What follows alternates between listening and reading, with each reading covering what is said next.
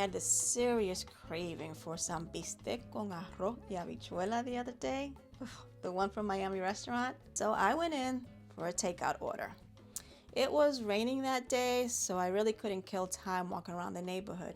So I got a cold presidente and sat at one of the tables. Raulín was playing so loud on the speakers. There was this group of middle-aged men wearing windbreakers and Red Sox hats, all huddled together at a table by the window.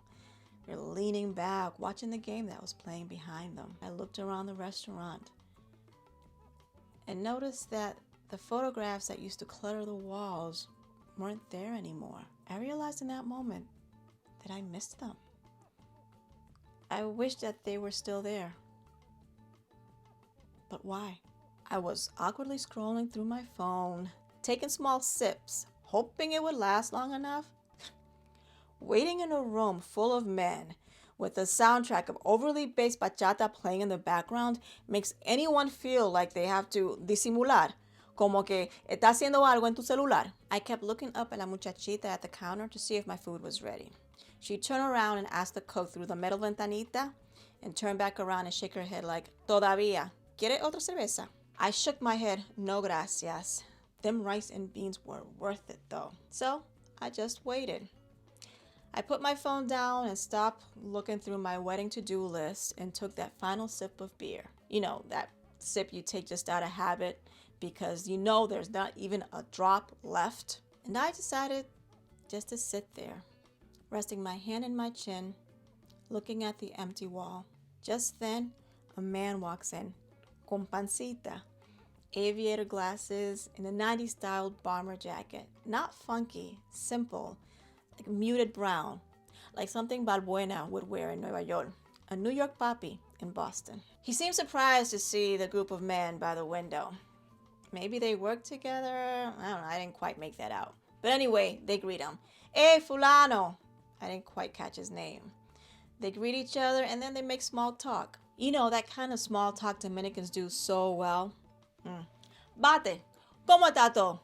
Bien, bien, gracias a Dios, tranquilo. Compraste casa, ¿verdad? ¿Cómo va eso? Bien, bien, gracias a Dios. ¿Y tu hija? Bien, una maravilla, una maravilla. Ella compró casa también en Salem. ¡Qué bien, mi hermano! ¿Y los nietos? Bien, bien. Esos muchachitos tienen pila de energía. 24/7, 24/7. Sí, sí. It was comforting to me. I don't know why. It brought a smile to my face. It's like I imagined it to be a certain way and it came out just like that. You know, those dragged out bien and the bien and the tranquilo. Fulano kind of patted one of the guys on the back softly to end the conversation and hopped over to get his takeout at the counter. That's when I got a really good look at him. His eyes, pudgy cheeks, crater scars, the gray around the temples. He reminded me of my dad. Papi's living in DR. He's taking care of the family business in a couple of colmadones. I try to go see him at least once a year. We talk as much as we can by video chat and WhatsApp. We do that small talk kind of thing all the time. Mija, ¿cómo tú estás? ¿Cómo van las cosas en los Boston? Bien, papi, todo bien.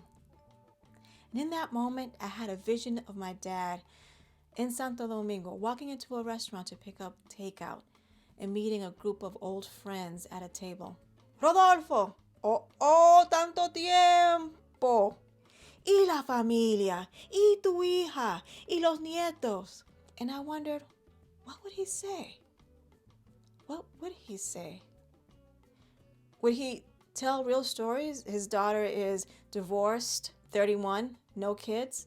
Or would he sugarcoat it? Or just say, bien, bien, bien? Does he say she's working hard? Does he say she's graduated? She's a pharmacist?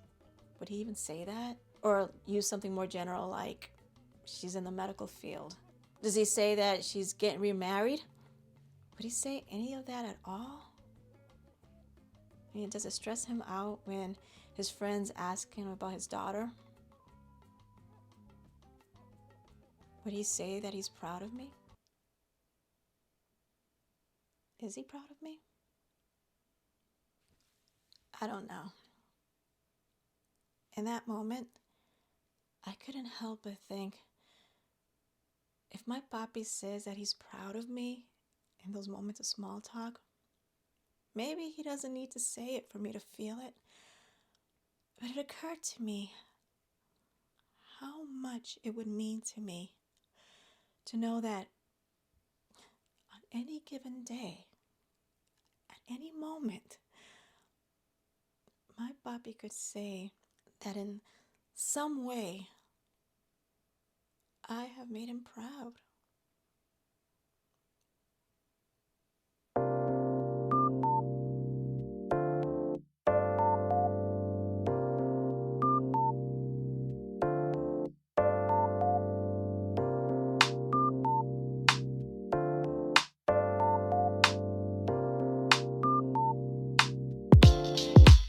Everything is alright, alright.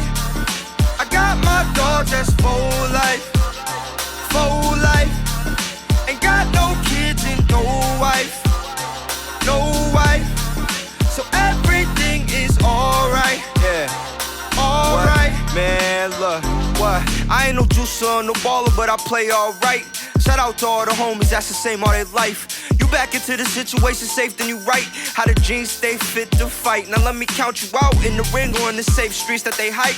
Bada boom, bada bang, I say it sweetly to dykes. Rather soon won't you say I've been at it tonight. As long as it's right, we can all eat up the price. Everything is alright,